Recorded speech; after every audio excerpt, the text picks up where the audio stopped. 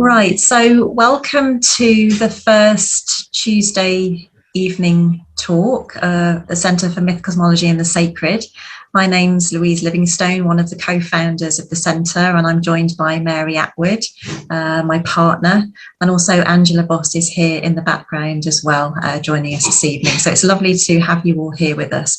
And we're delighted to welcome Patrick Curry. And it's a delight to welcome him and to tell you a little bit about him. Patrick has been a lecturer at the Universities of Bath, teaching the MA in Cultural Astronomy and Astrology, and Kent, teaching on the MA in the Cultural Study of Cosmology and Divination. He has published books and papers on the history of astrology, the philosophy of divination, the work of J.R.R. Tolkien, and the environmental philosophy. His most recent book is Enchantment, Wonder in Modern Life, and the subject of tonight's talk is enchantment. So we're really looking forward to this, Patrick. And now just hand over to you. Great. Thank you very much, Louise. You're welcome. Well, so I want to talk about enchantment, and I'll try and keep it to about 45 minutes, pace myself, and not say everything I've got to say in half an hour, which is what I tend to do. I'm going to concentrate on, I'm going to use stories of enchantment, various accounts, personal accounts of enchantment as a sort of framework, and use them to see what we can learn about enchantment, the dynamics of it, the characteristics of it. And just to give you a head start, I'm really interested in enchantment as a human experience. It's quite, I think, quite an important human experience. It has quite it can have a very big impact on people, on people's lives. But because it's essentially a non-verbal experience and it's one that's very hard to define or pin down, it doesn't get talked about or even thought about very much. And that's a challenge that I rather enjoy and I'm suited to, so that's why I've taken it on. I have no interest whatsoever in explaining enchantment. I have a lot of interest in understanding it, and I make a distinction between the two. Explaining tends to explain away in terms of something else bigger or more powerful, more important. As I said, not interested in that. Understanding is deepening and enriching your relationship with the experience and appreciating it and honoring it more. And that is something I really do want to do. I'm also interested in enchantment as not only a unique human experience, but in a sense as a paradigm of human experience, all human experience. And the connection is that ultimately, enchantment comes down to wonder at being alive, or at life, okay? So it's kind of a paradigm in that sense, potentially, of all experience. I won't go into that too much, might come up towards the end. Right, let me give you a couple of tips about enchantment before I get to the first story. Fundamentally, enchantment is an experience of wonder. The kind of wonder that stops you in your tracks, shuts you up, your eyes open, your breath might stop, time seems to slow down. Space, the place you're in might expand. That sort of experience, okay? Okay, so in theory, anything can enchant, but in practice, because we're a certain kind of being, the human being, with certain characteristics, tendencies, abilities, limitations, experiences of enchantment tend to group in certain fields or certain domains, certain contexts, okay? So highly populated fields for enchantment are love, obviously. Falling in love, classic experience of enchantment, but also love between friends, between parents and children, and so on. Okay. Another highly populated field is the natural world, often a very vital source of enchantment. Okay, and often in terms of, it could be in terms of other beings, non-human beings with whom one experiences a connection, which is enchanting. It could be in terms of places, experiencing certain wild or semi-wild places as enchanting, as alive and therefore enchanting. It happens a lot in art, all the arts, okay? This can happen. Experience of looking at a painting so long that you feel yourself to be in the painting, or being carried away, figuratively swept off your feet by a piece of music, or finding yourself in the story that you're reading. Okay. Food and drink, a very important source of enchantment in our lives. Sports, for some people, appreciating that extraordinary, say, tennis return, which actually looked to be impossible but happened. There's a moment there. Learning for its own sake, okay? Learning for the joy of learning something new. Okay, this is a very odd list, but I mean, we're fairly odd beings. So I think its oddness to me is almost confirmation that I'm onto something real, that we are onto something real here. Enchantment varies in intensity from charming, oh, isn't this nice, to delight, which is a bit sharper, to full-blown joy in the cases of deep, what I call deep enchantment. And usually when it's deep enchantment, it's life-changing, or it can be if you let it. Okay. The last thing I want to say about it at this point is that enchantment is 100% relational. It's always wonder at someone or something. It's always enchantment by someone or something. Okay. So there are, because it's relational, and by the way, when it's deep, in cases of deep enchantment, it's nearly always reciprocal. If you're enchanted by someone, and it doesn't have to be a human someone, or something, it's not only a case of you apprehending them, they're apprehending you. It's reciprocal. And that means because it's relational, enchantment does not, there has to be some things that enchantment is not, otherwise it's a meaningless concept. Well, there's two modes, two very common and important modes, ways of being that enchantment is definitely not. One of them I call Dionysian, and that is the mode of total orgasmic unity. The drop of the self dissolves in the sea of being, and whatever. Total unity, okay? Total lack of boundaries, total lack of difference.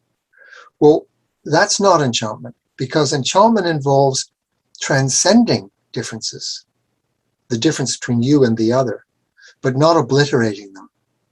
And if there is no difference, if there are no differences, if there are no boundaries between you and the other, then there's no you and there's no other. So there can't be a relationship between the two.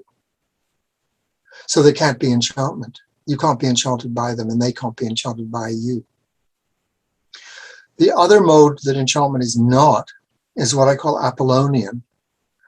And that's the opposite of Dionysian in the sense that it's hyper distant. There's a great distance between you and the other, and you are totally in control of the other.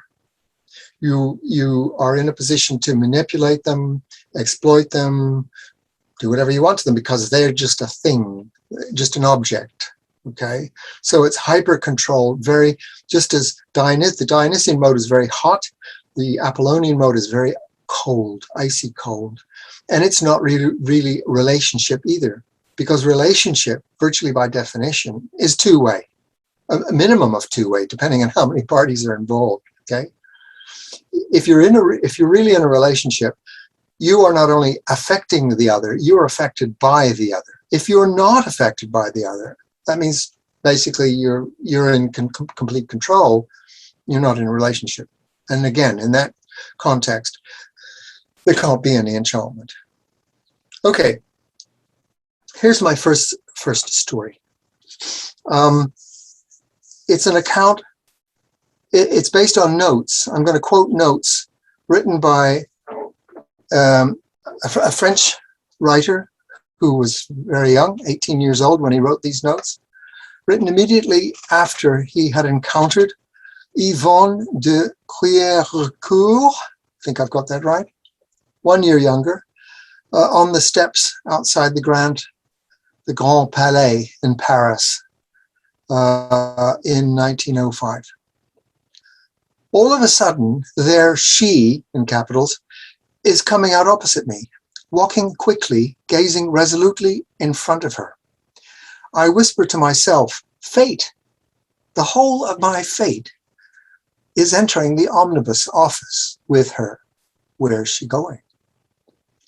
I can still see her broad-brimmed pink hat through the window, less clearly her blonde, expressive head and haughty, as if slightly confused, making her seem nevertheless slender and tall and evoking the effect of pretty things, although which pretty, though they are, fail to give any idea of the slenderness and elegance of a body beyond all dreams. And her unbelievable waist, a tiny tear in the lower part of her brown skirt. End quote.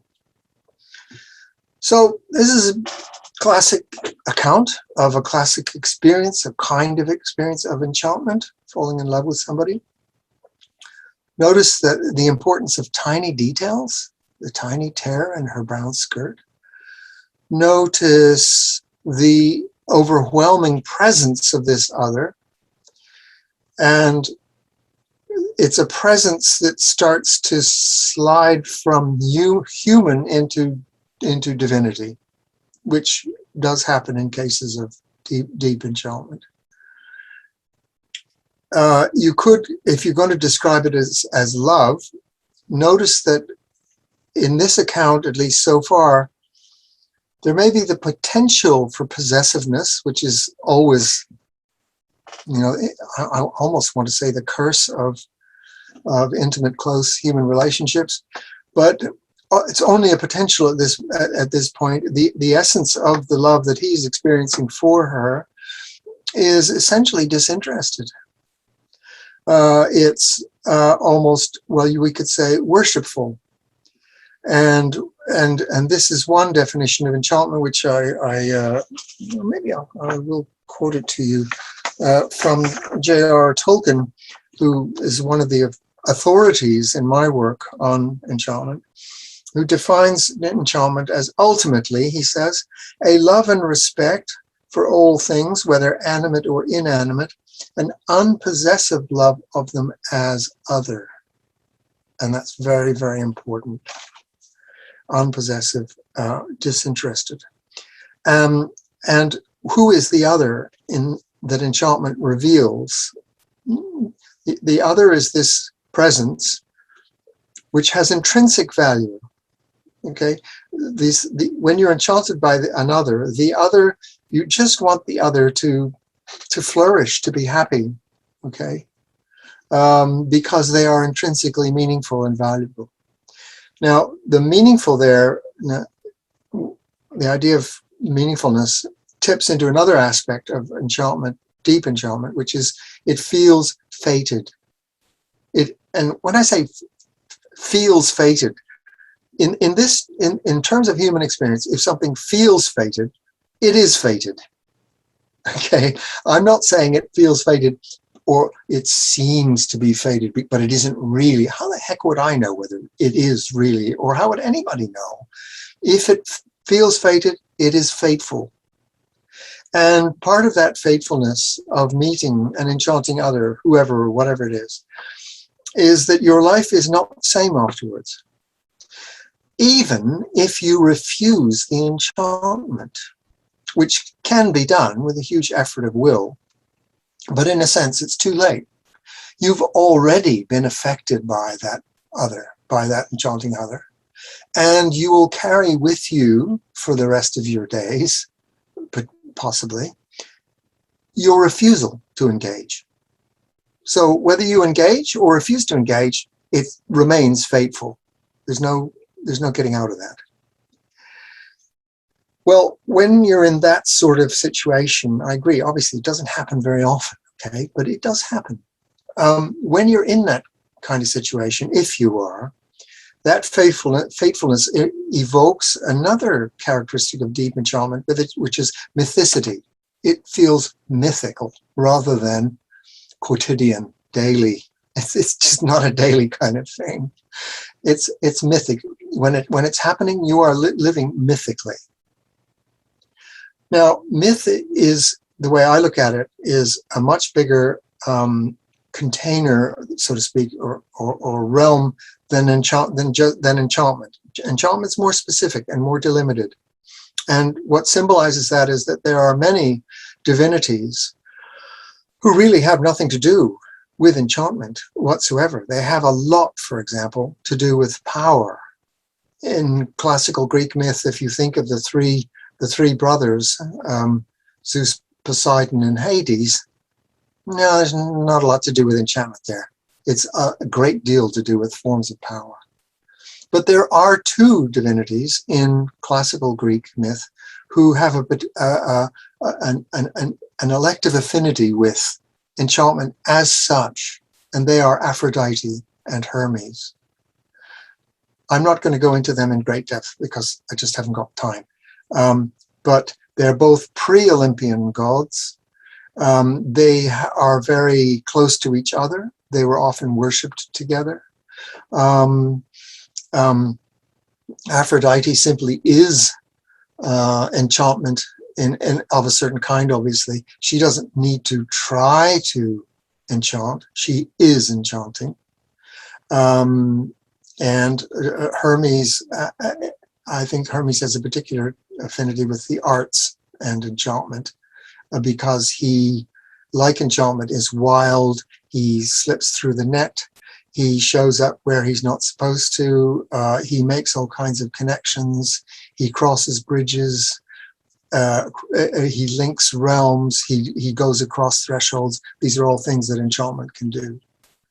They can't be made. Enchantment can't be made to do it. You can't do anything with enchantment. It's not a matter of will. Remember I said at the beginning, enchantment's to do with wonder. What is the contrary of wonder? Very important if you're trying to understand a concept, to understand what the opposite of it, and vice versa. Well, as far as I can see, the contrary of wonder is will, and particularly willpower, the will to power, power knowledge, all that kind of stuff. That is not enchanting, and it's not about enchantment, and it tends to destroy or chase out enchantment. Obviously in this story of Alain Fournier that I've just quoted, obviously it's Aphrodite is the relevant divinity. Last point I want to make about this story, it's very important. Max Weber used the term to describe enchantment. He used the term concrete magic. He more or less said enchantment is concrete magic. What did he mean by that? He meant that enchantment is concrete in the sense of it's very particular, very situated, very precise circumstances. The precise circumstances are not irrelevant. They're terribly important. Okay, but at the same time, enchantment is deeply, deeply mysterious and ineffable and cannot be exhausted or ultimately understood. And the mystery is in the circumstances. So enchantment is not supernatural. Super means above. So supernatural is like, okay, there's nature, which is like nothing special, nothing spiritual, nothing magical happening. And then you have to add spirit or God or whatever to it, which is like floats above it or something, and you have to have it. Well, whatever, anyway, I don't have a high opinion of that way of looking at things. But in any case, enchantment certainly is not that at all. It's concrete magic, and the form of transcendence that happens when you're enchanted is not a rising above, not a leaving behind. You go into the exact circumstances ever more deeply, and the more deeply you go into the precise circumstance, this exact person or this exact place or this precise moment of time, the more deeply you go into it, the more transcendent it becomes. That's the way enchantment works. Okay, let me go to my second story. This is one of the best personal records of radical enchantment. It's from Aldous Huxley's The Doors of Perception, recalling what happened when he took mescaline on the morning of the 6th of May, 1953 in Los Angeles. And what struck Huxley as he was looking at some flowers in a vase was that, quote, Plato, and I promise this is the only time I will mention Plato, Plato seems to have made the enormous, the grotesque mistake of separating being, with a capital B, from becoming, and identifying it with the mathematical abstraction of the idea, with a capital I. He could never, poor fellow, have seen a bunch of flowers shining with their own inner light and all but quivering under the pressure of the significance with which they were charged. He could never have perceived that what rose and iris and carnation so intensely signified was nothing more and nothing less than what they were, a transience that was yet eternal life, a perpetual perishing that was at the same time pure being, end quote. So once again, we see this is concrete magic again, okay? This is because anything concrete is perishable. It's subject to change. But at the same time, somehow it's eternal. What it's expressing is eternal, or is an instance of pure being, okay? So note one thing there. With enchantment, when you're enchanted by someone or something, you are intensely aware of their perishability, their vulnerability, intensely aware. But that only makes them more precious.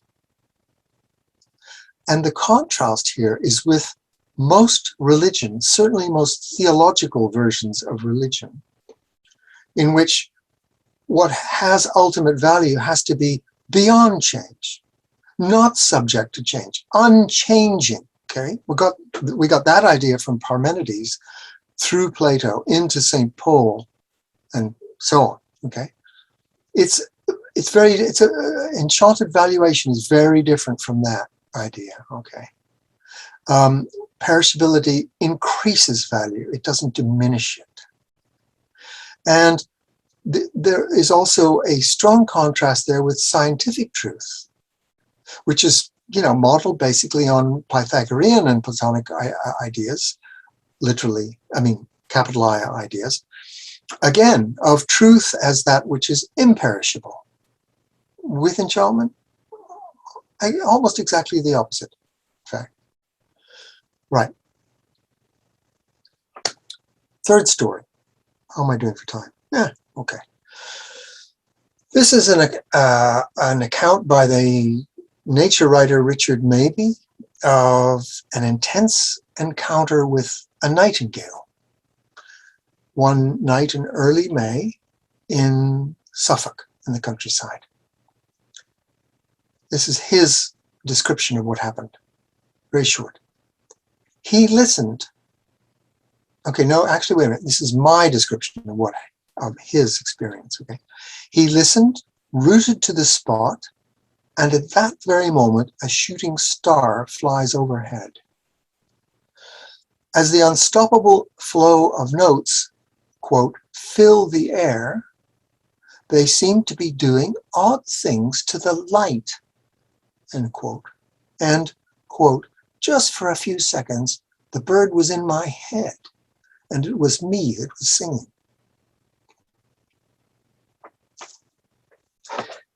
Well, without repeating too much, obviously you have an extraordinary presence, the presence of the bird. The bird is doing things to the light, synchronistically, not a word I'm very fond of, but resonantly, let's say instead. A shooting star flies overhead at that very moment, as if to like say, yes, this is a special moment, pay attention, bing. And the last thing he says is very interesting. The bird was in my head and it was me that was singing. Metaphor, again, I haven't got time to go into this in great depth now, but metaphor is essential to the action of enchantment, it's an essential dynamic of enchantment. Well, I'll come back to it later. But right now I want to say, metaphor is a bridging of difference. And it is itself potentially enchanting whenever it happens, because it's a bridging of difference and a meeting across difference. And so in this case, the nightingale is in the bush, in a bush or a tree, but it's also at the same time in Richard Maby's head. Okay. In terms of Aristotelian logic, that's impossible. The same bird can't be in two places at once. Enchantment is a great disrespecter of Aristotelian logic. It really couldn't care less about the laws of identity, non-contradiction, etc., etc. Okay? So this is a metaphoric truth. The bird's out there and it's in me and outside me at the same time. Secondly, he says, it was me that was singing. Well, yes and no. I mean, the bird is singing, but the bird is also Richard Mabey. So Richard Mabey is singing, but at the same time, in a more literal sense, no, Richard Mabey is not singing. Okay? Now, the important point of how to relate to this sort of thing is you don't make the mistake, if you possibly can help it, saying, well, which one is it? It's got to be one or the other. Either he's singing or he's not singing. This is a way to destroy enchantment. And who benefits? Who benefits? Nobody benefits. You don't. The enchanted person or thing doesn't benefit. It's a lose-lose. So you don't react that way. You hold the contradiction or the tension of this, what somebody calls tensive truth. Okay, Paul Ricoeur. Tensive truth. Good description. Right. Okay. My third story is a quotation from an Irish poet I'm very fond of, called Louis MacNeice. It was written in 1965. It's a little old-fashioned. It's a little sentimental. Yeah, I don't think that's a problem. And he's writing about a place called McGilligan's Strand in Northern Ireland, where he was from. He was from Northern Ireland, not from McGilligan's Strand. And this is what he says about it. It's full of insight into enchantment. McGilligan's Strand was like falling in love. For such occasions, the word falling is right. We don't step into love any more than one steps asleep or steps awake. You fall asleep or you fall awake. For awake, like asleep, is what one falls. And to keep falling awake seems to me the salt of life. We cannot, of course, always live by Keats's negative capability alone. That's Keats's negative capability is the ability to be in doubt and uncertainty without any irritable reaching after fact and reason. Okay, that's if enchantment has a methodology, God help us, that's it. That's the only one. That's it. Negative capability. But MacNeice says We cannot live by Keats' negative capability alone. That's true. We must all use telegrams and anger. A quote from E.M. Forster. All the same, what I feel makes life worth living. And this is very important. That's a very important point about enchantment. It shows you things that make life worth living. No small thing. What I feel makes life worth living is not the clever scores, but the surrenders. It may be to the life-quickening urge of an air raid. He'd been through the war in London. To nonsense talked by one's friends. To a girl on top of the Empire State Building. To the silence of a ruined Byzantine church. To woods or weirs, or to heat dancing on a graveled path.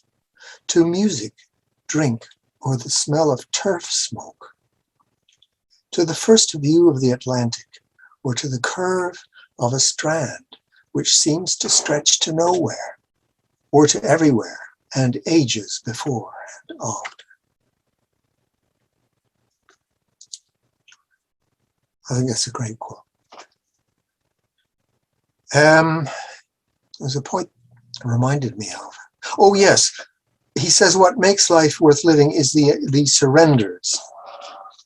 Now, that again brings up another question to do with what the best attitude to have to enchantment. And by the way, I need to say at some point, so I'll say it now. You can't live in a permanent state of enchantment. 24/7 enchantment is not an option. It always passes. It comes and goes. In that, it's rather like, I'm reminded of something, a remark of Roberto Calasso's, a God is never a constant presence. This is another reason why enchantment has been looked down on by theologians and scientists, simply because it does come and go. So they think, oh, so it can't be very important. I beg to differ. And so in that case, what is the best attitude to have if you can't be enchanted all the time? In fact, you should count yourself blessed if and when it ever happens. The best attitude, I think, was described by Freya Stark, a writer, a very, very good another travel writer. Let me find, get it exactly how she put it.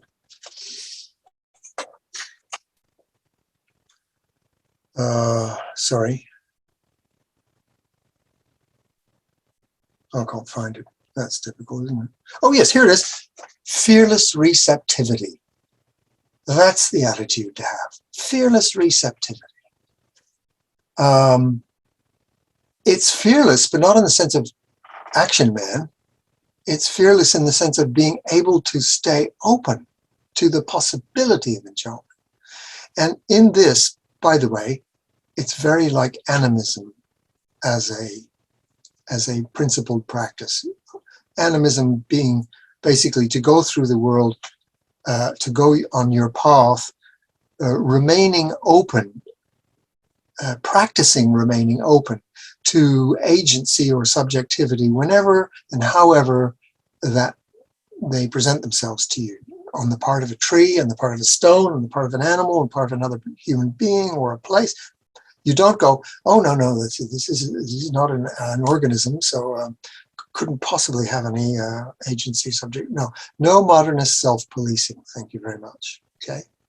So animism is that practice, and that is also the best attitude to have in relation to enchantment, staying open to the possibility of it.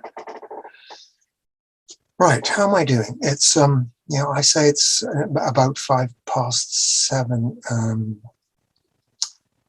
I could go for another 15 or 20 minutes if that's all right. Right, okay.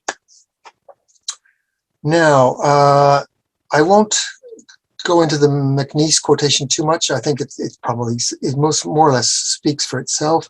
It does pick up something that often happens with enchantment, which is that time slows down. very, very slow, almost stops. Doesn't quite stop.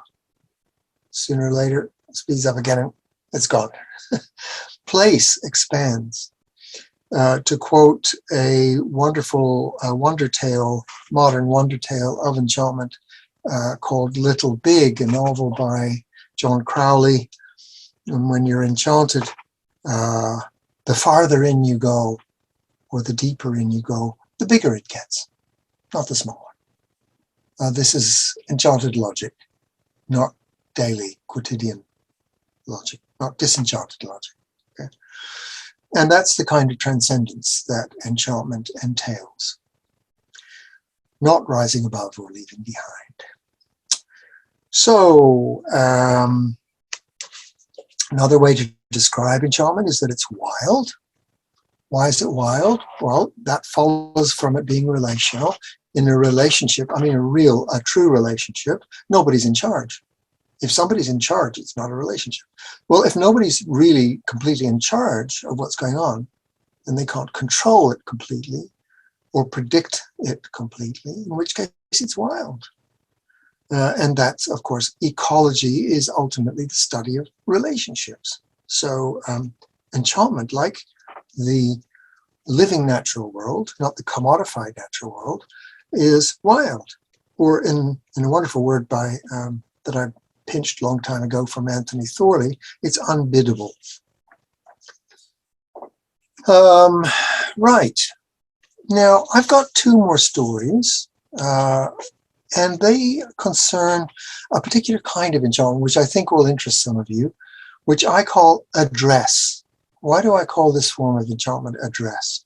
Because in it, the cosmos itself addresses, and I'm not going to say seems to address, really does address, a particular personal, even intimate concern of a person.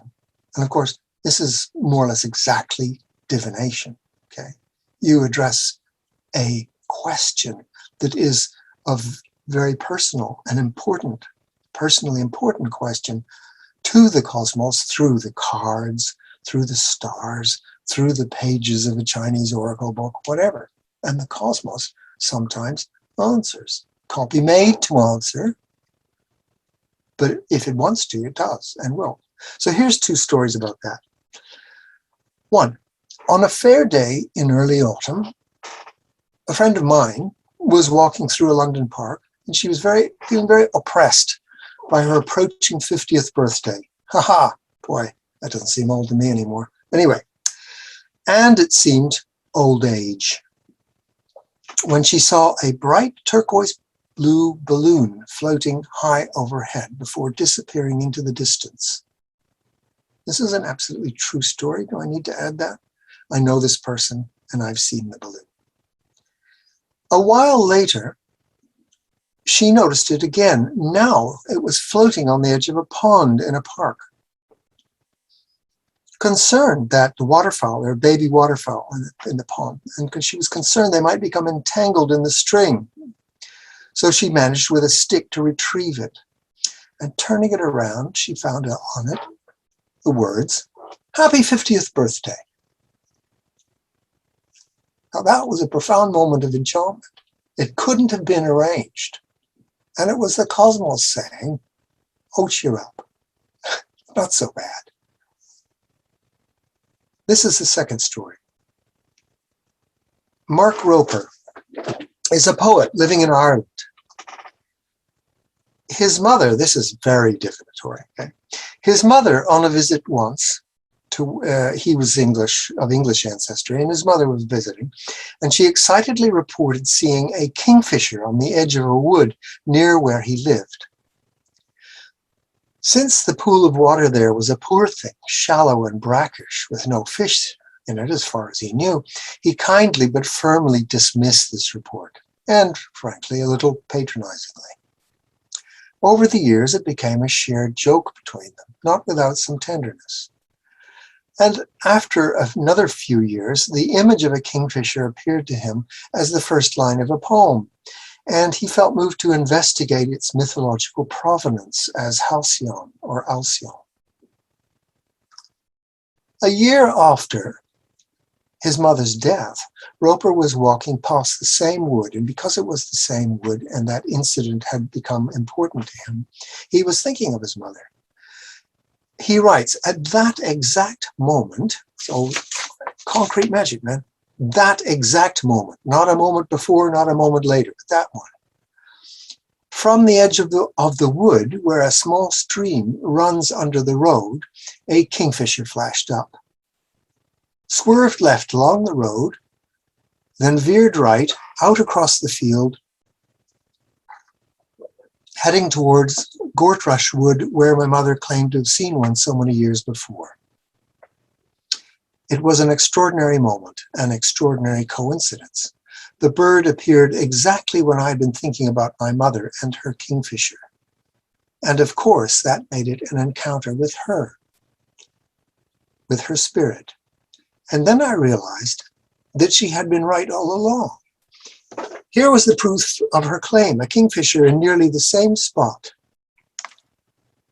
I felt a huge need to tell her, to share the news, and then I remembered that she was dead. I stood in the middle of the road and told her anyway. Sorry, I find it difficult to read these stories without getting emotional. And Enchantment, of course, does have a big emotional charge very often. So look, this is a kind of enchantment. It's still relational. It's the relation between the person and the more than human power, which I'm calling the cosmos. Still someone, or something or someone else. Across a gulf, across a gap of the difference between these two. There's still an unmistakable presence. It's mythic. It's profoundly mythic and meaningful and fateful. It's concrete magic. The balloon couldn't be more precise, and the bird couldn't be more precise. Okay.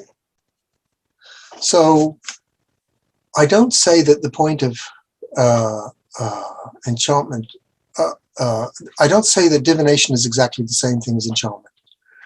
But in relation to divination, at the very least, I think enchantment, when there is a true moment of divination, or as Geoffrey Cornelius would say, moment of astrology, it's I think, as far as I know, virtually always accompanied by a moment of enchantment, which tells you, I think, at the very least, tells you, for God's sake, pay attention. This is important. Right. The last thing I want to say is, here's some implications about, a few implications about what I've been talking about with regard to how to think about enchantment, or if you want to say, theorize it, okay? Because it's relational and participatory, I don't think there's any point in trying to think about enchantment in terms of essences, of the essence of enchantment. Well, another reason why there's no point in trying to do that is because it doesn't, enchantment is not mystical experience, if by that is meant a spiritual experience which without any reference to the circumstances. Circumstances don't really matter. You rise above, you're in some sort of luminous cloud or whatever. I'm sort of parodying, but not entirely. Well, whatever that is, enchantment is not that. Okay, so it's always tied to specific circumstances, and therefore there isn't, in a sense, an essence. The only essence I can arrive at is to say that it's a state of wonder, which is pretty thin, you know. So there's no point in getting into essences, and even presences, enchanting presence. Well, you know, still it's relational and therefore wild and uncontrollable. The presence of the enchanting other, whether it's the kingfisher or the nightingale or the young Frenchwoman or the, you know, or the flowers, okay? What enchantment does is it partly reveals the true nature of those people or things. And I keep saying things, but actually an enchanting thing is no longer a thing. It turns into a person. okay? A kind of an honorary person.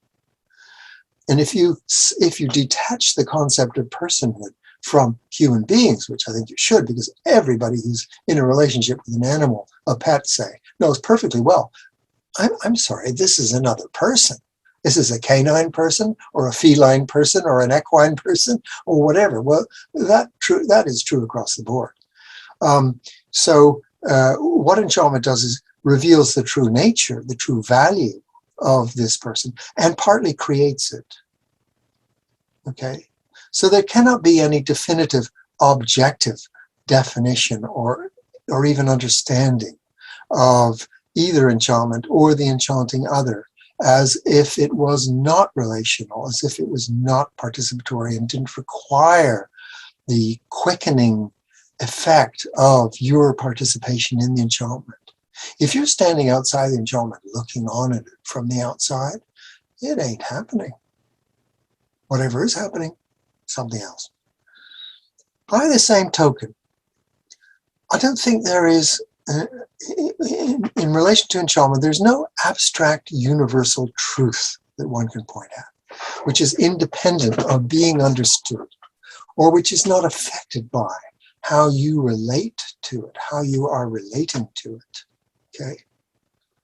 No being with a capital B, no truth with a capital T. The person who understood the ineliminability of experience, including in relation to spiritual and religious matters, who understood this point almost more deeply than anybody else, I think, was William James. And one of his remarks is, the stagnant felicity of the absolutes, with a capital A, own perfection, moves me as little as I move it. Enchantment points to something different, okay?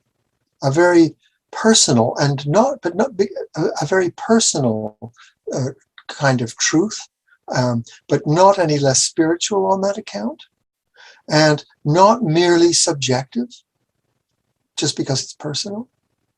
Because we're not talking about projecting anything onto the other. Now, that's merely a modernist way of defending human privilege. The world, it assumes that the world is actually dead, inert, even other animals. It's very Cartesian, okay? And any meaning that we find in there, oh, we project onto it. Aren't we special? Aren't we like gods? What nonsense, okay? It's a relationship. And the other party in the enchanting other is not arbitrary or random. It's very particular. It's that other, as I've been at pains to say. So it is as objective as it is subjective. So let's just call it personal without that being any kind of put down, okay? So I think it kind of follows from this, to some extent anyway, that calls for unity and proclamations of oneness, especially oneness with a capital O, really kind of unsustainable and should be avoided. For one thing, oneness can only be known as oneness, as something special, let's say, by virtue of a contrast with something different. Unless you have that difference or contrast, there is no oneness. There's nothing that can be known or perceived or apprehended because it has no special characteristics. So if you are asserting oneness ontologically, there must be something contrasting with it which is not part of it. So it's not one, is it? So it really just absolutely doesn't work, okay? Oneness as a human experience, absolutely. Absolutely. No problem with that at all, okay? But inferring from that, metaphysically or ontologically or theologically, to a oneness with a capital O, I think that's a false move, okay? That's why, so just want to emphasize, I'm not problematizing the experience, but in terms of that experience, listen to these things that three people we might want to pay attention to have had to say about oneness. Okay. W.H. Auden, one of the greatest poets of the last century, okay, and brilliant man, quote, "For there to be one, there first must be two." You can't get to one except through two or more. Okay. Gregory Bateson, my own teacher, another brilliant man, quote, "It takes two to know one." End quote. And finally, the fairy tale writer, Victorian fairy tale writer George MacDonald, quote, "There can be no oneness where there is only one." See, the starting point is always two or more. In other words, a multiplicity, not one. You don't start from one. You end up with one, maybe, in a sense, but you certainly don't start from there. This is a way of thinking that can be very, very difficult to get your head around if you're not used to it. I must say, it took me a long time. Experiences of oneness, fine. Truths like all is one, be careful. Secondly, in terms of what I'm calling implications, let me come back to 5 more minutes. Let me come back to concrete magic. Both concrete and magic, meaning both very situated in very precise place and moment of time, very precise circumstances, and completely, deeply, and ineffably spiritual. Okay. Max Weber, who coined the term concrete magic, said, "The primary act of disenchantment, the act which kills it more quickly and surely than any other, is to divide it, to split it into either purely material or purely spiritual." Is to say, this experience or what the experience is of, that's actually purely material and there's nothing spiritual about it. Or it's purely spiritual and the materiality of it is not important or secondary. Okay. The problem is that both those versions, both that kind of splitting, whether it's the materialist version or the spiritualist version, they both accept the existence of a radical difference between matter and spirit, between physical and mental, a radical difference. And then they set about reducing the other, whichever one they aren't, to what they're into, okay? It's a recipe, it's a program. It becomes a program of appropriation and domination, okay, intellectually. So Weber identified that splitting as the fundamental act of disenchantment, leading to what he called the disenchantment of the world. And notice how we acquiesce far too easily in two worldviews, two sets of authorities, okay? One, the scientific authorities. We say, oh yeah, if we're spiritual, we might say, well, okay, you guys can take care of the material world. You know, you're pretty good with that stuff, but we're on top of the spiritual world of metaphysical truth. Or the materialists might say, well, you know, whatever with the woo-woo stuff, fine, you can have that. We're in charge of the material world. We know what we're doing here. Both, the point is, the spiritual version of that is not any more enchanted or enchanting than the material version, because they both accept that splitting. So the point I want to make is, if you're interested, as I imagine some of you are, as indeed I am, in resisting a program of scientific naturalism as putatively explaining everything, or materialism as being the only acceptable philosophy, positing a world of pure matter without any inherent spirit or idea or mind. The way to resist that is not to affirm the opposite. It's not to say, well, actually the world is pure spirit and matter just kind of follows from that. It's not so important, okay? That falls into a trap, because it tacitly accepts the split, the disenchanting split. So it actually conspires. If you do that, you're actually conspiring with the scientific disenchanters. And if you accept their authority over the world of matter, where does that leave spirit? It leaves spirit nowhere to go but into a transcendent, apparently dematerialized spiritual world, which is nowhere in particular. Okay, that's what I call romantic supernaturalism. Supernaturalism. And Gregory Bateson said, these two species of superstition, these two rival epistemologies, the supernatural and the mechanical, actually feed each other because the mode, the disenchanting mode, is the same. So there's no hope of resistance in doing that. What is needed is to realize that enchantment is upstream of subjective versus objective, or spiritual versus material, and so on. It's both. And I think life as we live it, as we experience it, life is both. Okay? Philosophically, that might mean panpsychism. You know, the philosophy, the idea that there is no particle of matter which is not inhabited or imbued or accompanied with consciousness. But also the counter-truth. There's no form of consciousness, as William James suggested, which is entirely immaterial. So I'll close with a statement I like by a philosopher I like, Ludwig Wittgenstein. Physiological life is, of course, not life, and neither is psychological life. Life is the world, and the world, needless to say, includes us. Enchantment partly reveals and partly creates the sheer existential wonder of being alive in and as the world. It doesn't support a philosophy of death.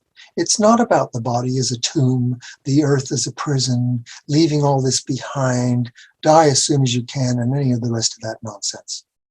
Okay? It's a celebration of the world, of the earth, of embodied life, of being alive. Thank you very much. Thank you, Patrick, for that. It was extraordinary. Okay, thank you. Beautiful. I think we're all astounded, Patrick. Oh, well, okay. And you said your book on enchantment is already out. Yeah. There we go. Anyway, cool. Yeah, it exists. It's got a nice cover. It looks nice. It's pretty short. It's 140 odd pages, and yeah, if you're interested in the subject, you might want to look it up. Also, I have a website with quite a few articles and talks on the subject. Yeah. Okay. Well, I was going to say I've made the subject my own, but actually probably the reverse is more true. Enchantment has got me. It's taken you in. It's enchanted you. Yep, that's right. Yeah. Anyway, look, thank you so much. Thank you very much, everybody. Pleasure. Well, thank you for agreeing to give us your wonderful talk.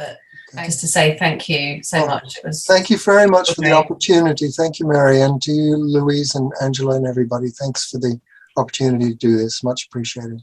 Thanks so much. That was great. And Okay, thank you to all of you for coming along. Thank you. Yes. Bye. Thank you. It was wonderful to have you here, and we've got a sort of great programme of events at the centre throughout the autumn term, so please do check out mythcosmologysacred.com.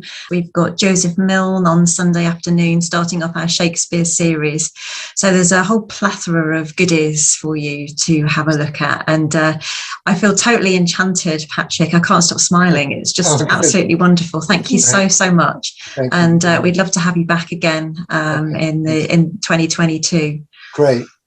Thanks. Thank you so much. Go well, everyone, and hope to see you again very soon. Thank you.